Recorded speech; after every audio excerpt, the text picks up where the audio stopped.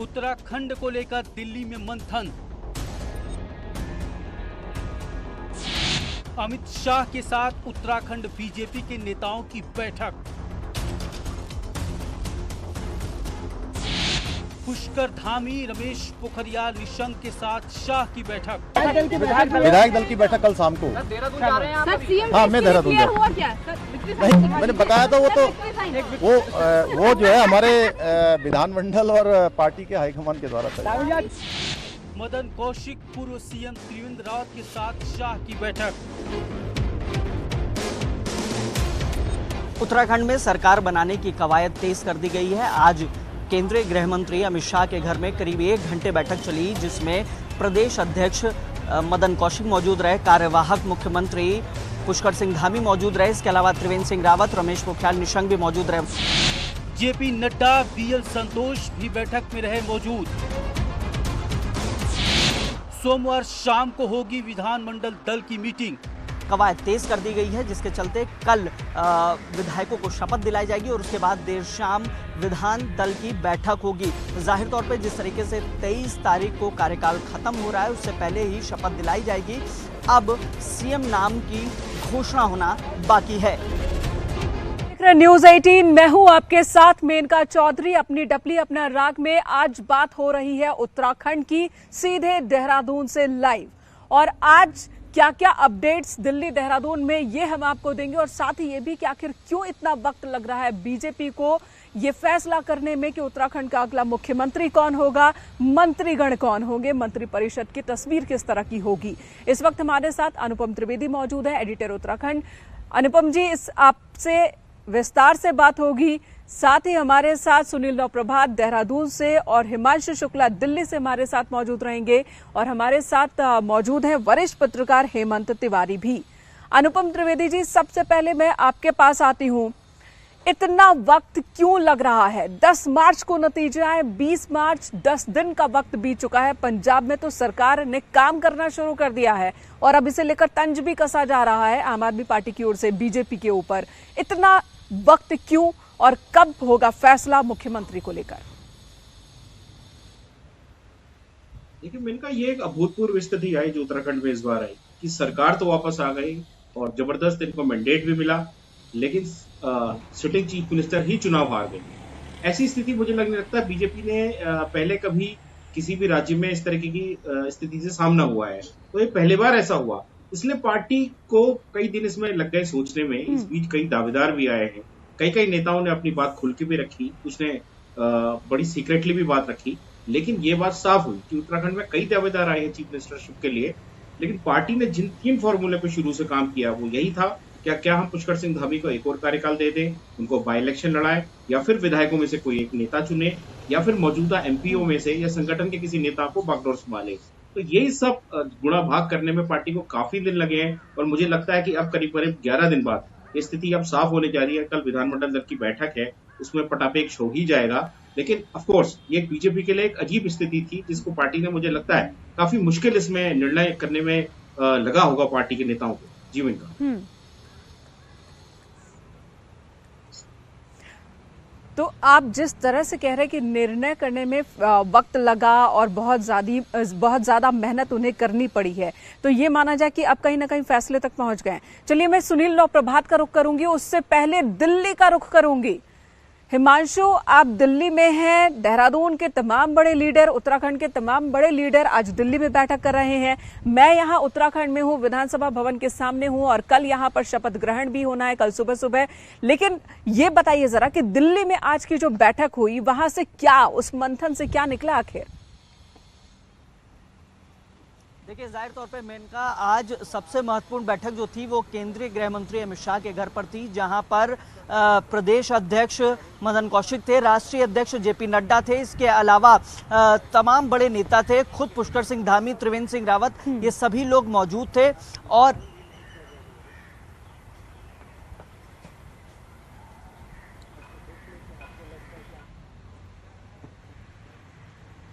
जी हिमांशु, आपकी आवाज नहीं आ रही, मैं दोबारा आपके पास आऊंगी।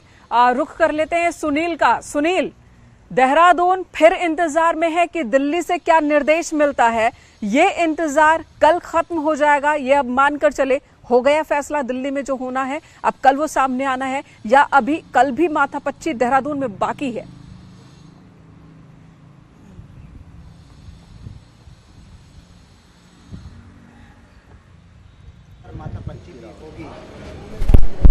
सुनील, आवाज मिल रही है आपको? जी, फैसला हो चुका है।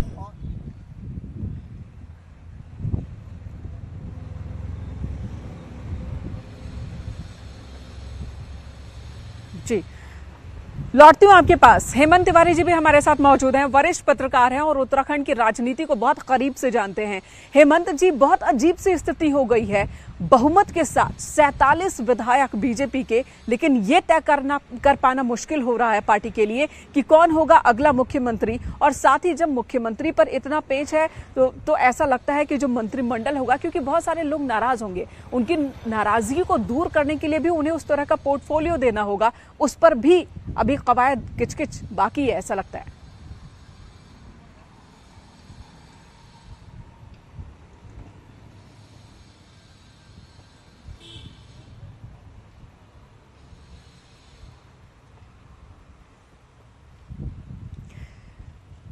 ठीक है, कुछ टेक्निकल प्रॉब्लम है, आवाज मुझ तक पहुंच नहीं रही है और मेरी आवाज शायद आप तक नहीं पहुंच रही है। अनुपम जी का रुख करूंगी मैं। अनुपम जी, आपसे भी वही सवाल होगा, जैसा कि आप भी कह रहे थे कि बहुत अजीब सी स्थिति इस बार बीजेपी के सामने आ गई है। 47 विधायक तो जीत कर आ गए, इतिहास रच दिया, दोबारा सत्ता में आने के लिए जनता ने बहुमत दे दिया, लेकिन ये वो सवाल है कि मुख्यमंत्री कौन होगा, कौन वो चेहरा जिसमें विधायकों में खटपट ना हो। क्योंकि पिछली बार हमने देखा था कि सीएम को लेकर जो नाराजगी विधायक में थी, बार बार मीटिंग्स होती थी, कभी देहरादून कभी दिल्ली, और वो स्थिति ना हो 2024 से पहले कम से कम। शायद ये एक बहुत बड़ी चुनौती है इस वक्त पार्टी के सामने। बिल्कुल मेनका, देखिए जब हमने देखा, जब 2017 में भी बीजेपी की सरकार यहाँ उत्तराखंड में बनी थी, 57 विधायक जीते थे, एक जबरदस्त मैंडेट था, त्रिवेंद्र सिंह रावत आए, उन्होंने 4 साल के आसपास कमान संभाली पार्टी की। उसके बाद पार्टी को लगने लगा कि कहीं डिफरेंसेस हैं विधायकों के अंदर मुख्यमंत्री को लेके, तो उनको रिप्लेस किया गया, नए मुख्यमंत्री आए तीरथ सिंह रावत। 4 महीने में उनको भी, पार्टी को फिर लगा कि शायद इनके आने से भी स्थिति नहीं सुधरी है, फिर लाए गए पुष्कर सिंह धामी। अब जो पुष्कर सिंह धामी के चेहरे पर पार्टी ने चुनाव लड़ा है और पार्टी ने कहीं ये रियलाइज करा है कि इनके आने के बाद पार्टी में कहीं एक स्थिति संभली है, और कम से कम जो अलग अलग ग्रुप थे, जो फैक्शंस थे, वो संतुष्ट दिखाई दिए, और इस तरीके से चुनाव में पार्टी गई। उनके चेहरे पे भी लड़ा, प्रधानमंत्री के चेहरे पे लड़ा, पार्टी को मैंडेट मिल गया, वापस आ गई, लेकिन मुख्यमंत्री हार गए। तो पार्टी के एक वर्ग को जरूर ये लगता है कि धामी को फिर से मौका दिया जाना चाहिए।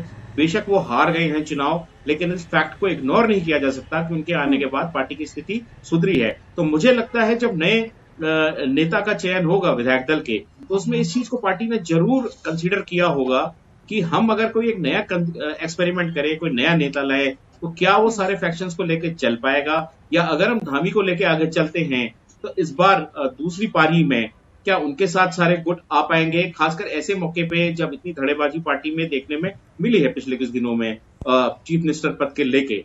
तो मेरे का ये सब गुड़ा भाग पार्टी ने किया होगा, मुझे लग रहा है। और वो भी तब अगर हम धामी के नाम को कंसिडर करें, अनुपम जी, अगर हम धामी के नाम को ही कंसिडर करें, तो एक तरफ उनके पक्ष में ये बात जाती है कि उनके चेहरे पर चुनाव में पार्टी उतरी और जीत हासिल की पार्टी ने, साथ ही उन्होंने एंटी इनकम्बेंसी फैक्टर को बहुत कम किया, ये उनके फेवर में है। लेकिन उनके अगेंस्ट में जो पॉइंट जा रही है कि वो अपना चुनाव हार गए। हालांकि इसके लिए भी दलील है उनके पास कि उनको वक्त बहुत कम मिला, वो अपने क्षेत्र में नहीं जा सके, दूसरी जगहों पर वो ज्यादा फोकस दे रहे थे, पूरे प्रदेश में घूम रहे थे।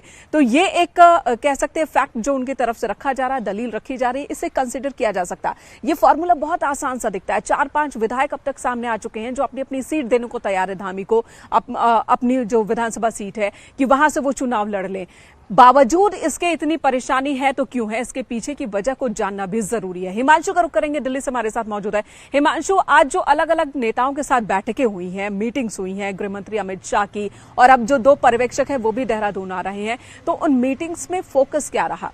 एक ऐसा चेहरा जिस पर सभी सहमति, विधायकों में सहमति हो, या फिर एक ऐसा चेहरा जो पार्टी के विजन को आगे ले जाए?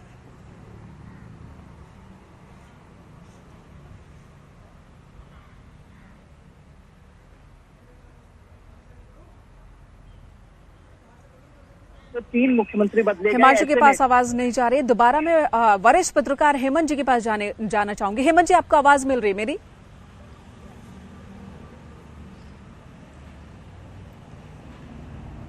बताएं जी हेमंत जी, अगर आपको आवाज मिल रही हो तो ये जानना चाहूंगी कि क्या उत्तराखंड में इस तरह की स्थिति पहले आई थी? कहा यह जाता है कि जितना छोटा प्रदेश, राजनीतिक जो दांव पेच है वो उतना ही ज्यादा जटिल हो जाता है। उत्तराखंड में ये हालात इस तरह के पहले कभी बने क्या, इतने जटिल स्थिति कि सब कुछ सामान्य दिख रहा है बावजूद इसके?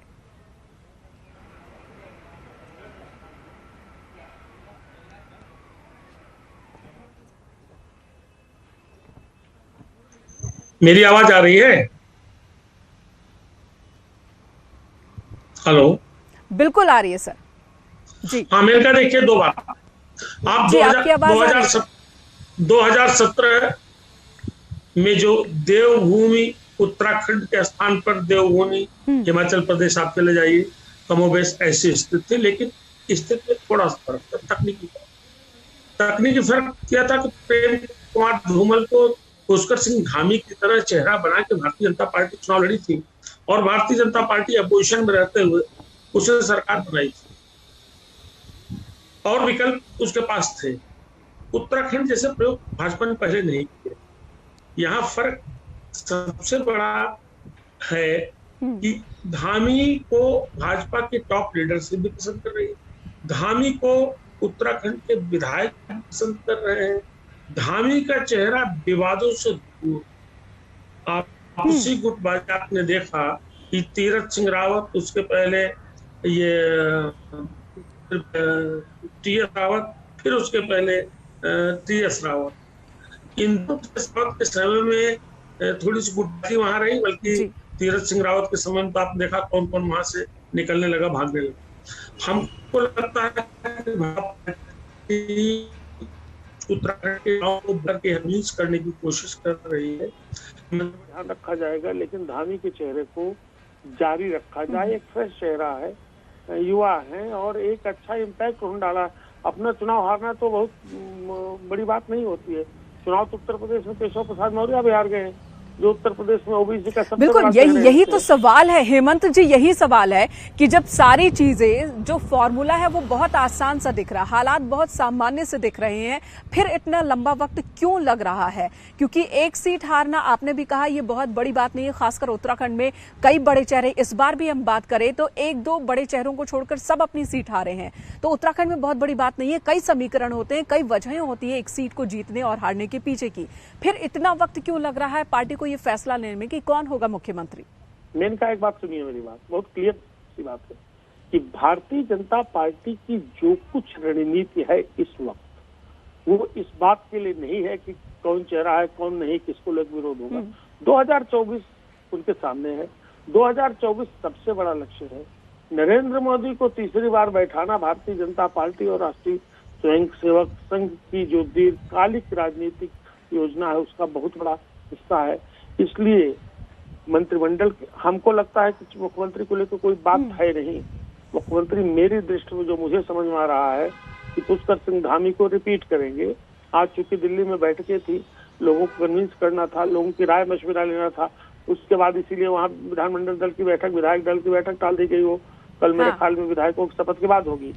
और इसी तरीके से उत्तर प्रदेश में योगी आदित्यनाथ 2 बार गए। मुझे लगता है उनको भी यही कन्विंस किया गया है कि केशव प्रसाद मौर्य की 2024 से पहले बड़ी उपयोगिता है। हमको ऐसा काम न करे कि जिससे थोड़ा सा एक पर्टिकुलर वोट का बहुत बड़ा चंक जो है, यानी कि आप कह रहे हैं कि बहुत ज्यादा इम्पेशेंट होने की जरूरत नहीं है, सब कुछ ठीक चल रहा है और जिस गति से चल रहा है कोई बहुत ज्यादा असहज करने वाली स्थिति नहीं है पार्टी के लिए भी, आप ये कह रहे हैं। हमारे सहयोगी भी हमारे साथ मौजूद है देहरादून से। सुनील, आपके पास आती हूँ, वही सवाल आपसे कि देहरादून का इंतजार क्या खत्म हो गया? दिल्ली की ओर से निर्देश का कल औपचारिक विधानमंडल दल की बैठक, या अभी यहाँ पर भी फैसला होना और चर्चा होना बाकी है?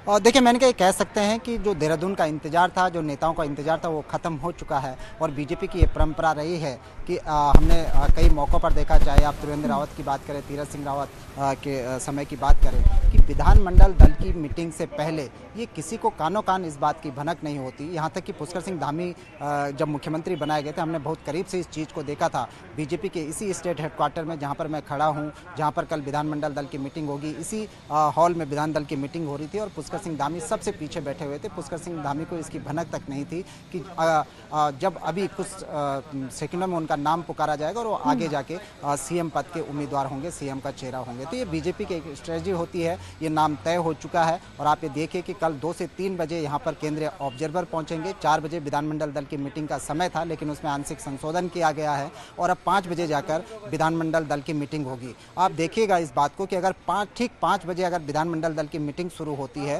तो अगले 5 मिनट के भीतर आपको 5:05 पे भी ये बात सुनाई दे सकती है कि बीजेपी ने किसको विधानमंडल दल का नेता चुन लिया है, क्योंकि सिर्फ औपचारिक ऐलान होना बाकी है। और जिस तरह से मैंने पहले भी ये बात ठीक है सुनील, यानी कि कल शाम तक हमें अभी भी इंतजार करना है। औपचारिक तौर पर उत्तराखंड के देवभूमि के मुख्यमंत्री के नाम को अगर जानना है तो कल शाम तक का इंतजार करना होगा।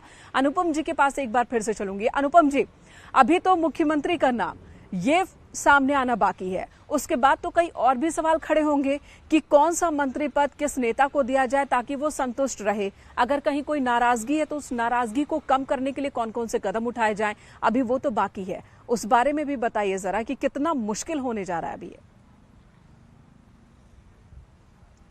मुझे लगता है मेनका इस बार स्थिति थोड़ी सी अलग होगी। जो कल से लेके आज तक जो दिल्ली में अलग अलग मीटिंगों का दौर चला है, उसमें कहीं ना कहीं कैबिनेट का भी एक खाका खींचा गया होगा, क्योंकि जो बीजेपी के सूत्र बताते हैं वो कहते हैं कि मुख्यमंत्री के अलावा यहाँ 11 सदस्य मंत्रिमंडल में हो सकते हैं। वो सब मुख्यमंत्री के साथ शपथ लेंगे परसों को। तो मुझे लगता है कि ये स्थिति पहले से आज पार्टी ने काफी हद तक अपने दिमाग में साफ कर रखी है कि एक्स चेहरा हमारा मुख्यमंत्री पद का चेहरा है और यही हमारा मंत्रिमंडल होगा। मुझे ऐसा लगता है कि बहुत से पुराने चेहरों को शायद इस बार रिपीट ना किया जाए, उनको अलग भूमिका में लिया जा सकता है, संगठन में लिया जा सकता है। नए चेहरों को ज्यादा प्रेफरेंस पार्टी देगी ऐसा लगता है इस बार, क्योंकि कई नए चेहरे इस बार जीत के भी आए हैं और खासकर युवाओं और महिलाओं ने ज्यादा वोट दिया है। जैसा उत्तर प्रदेश में भी कहा जा रहा है कि वहां पर भी नए चेहरों को ज्यादा जगह दी जाएगी और ये स्टाइल है, प्रधानमंत्री नरेंद्र मोदी का स्टाइल है कि जो भी मंत्री जिनकी रिपोर्ट कार्ड जो है वो बहुत ज्यादा उत्साहित करने वाली नहीं है, उनको दूसरी जिम्मेदारी दे दी जाती है और नए चेहरों को कैबिनेट में शामिल किया जाता है, खासकर युवा चेहरों को। और उत्तर प्रदेश में जैसा कहा जा रहा है कि इस बार इस बात का ख्याल रखा जाएगा उम्र, शिक्षा और किस क्षेत्र से आते हैं, किस जाति से आते हैं। उत्तराखंड में भी शायद प्रधानमंत्री नरेंद्र मोदी के उस फॉर्मूले को लागू किया जाए और साथ ही मुख्यमंत्री कौन होगा, इस सवाल का जवाब जानने के लिए अभी भी हमें इंतजार करना होगा कल शाम तक के लिए। धन्यवाद आप सभी का हमारे साथ बने रहने के लिए, इस चर्चा में शामिल होने के लिए। यहां एक छोटे से ब्रेक के लिए रुकेंगे। खबरों का सिलसिला न्यूज़ 18 पर जारी है।